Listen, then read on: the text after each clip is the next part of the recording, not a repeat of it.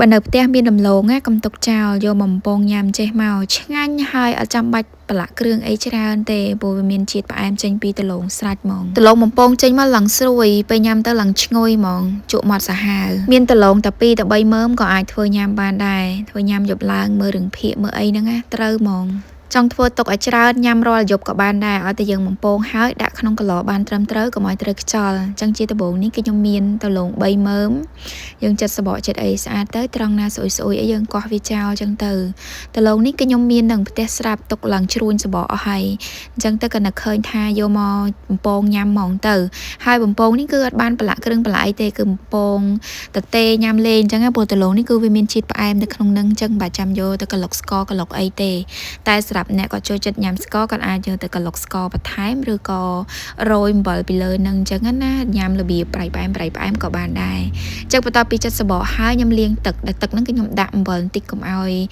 ដំឡូងយើងឡើងខ្មៅជ័រអញ្ចឹងណាត្រាំវាចោលទៅចាំស្រង់ចេញស្រស់បន្ទាប់មកគឺខ្ញុំយកមកចិតជាប្រទេសស្ដើងអញ្ចេះបន្ទាប់ពីចិតហើយគឺយើងចាប់ផ្ដើមដាក់ប្រេងឆាចូលទៅក្នុងឆ្នាំង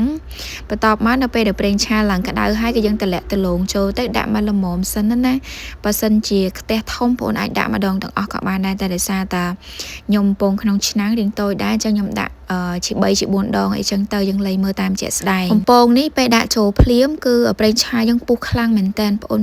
កូរវាតិចចឹងណាដើម្បីឲ្យឆ្អិនសព្វពេលដែលដំឡូងចាប់ផ្ដើមឆ្អិនគឺវាថយការពុះម្ដងបន្តិចហើយបើសិនជានៅពុះខ្លាំងបងប្អូនស្រង់មកដំឡូងមកយើងគឺអត់សូវស្រួយទេស្រួយបានមួយផ្លែតចោះទុនមកវិញអញ្ចឹងយើងទុកវារហូតតតាចង់ឈប់ពុះចាំចាប់ផ្ដើមស្រង់ហើយដំឡូងមកយើងក៏ប្រែពណ៌បានប៉ុណ្ណឹងអញ្ចឹងស្រង់ដាក់កត្រងមករបៀបបំពងនេះគឺសាមញ្ញធម្មតាទេអត់មានអីជាពិបាកសម្រាប់អ្នកដែលគាត់ចូលចិត្តញ៉ាំអីចេបជប់អាចធ្វើដំឡូងនេះទុកញ៉ាំបានណាញ៉ាំជាអាហារសម្រន់ក៏អ្នកចូលចិត្តញ៉ាំអីយប់ឡើងចេបជប់អីហ្នឹងគួរតែធ្វើទុកម្នាក់1គីឡូទៅទុកញ៉ាំយប់ឡើងហើយរបៀបធ្វើក៏មិនជាពិបាកអីដែរងាយស្រួលព្រោះពេលដែលបំពងហើយហ្នឹងគឺអត់ត្រូវការយកទៅឆឹងជាមួយនឹងស្ករអីទៀតទេ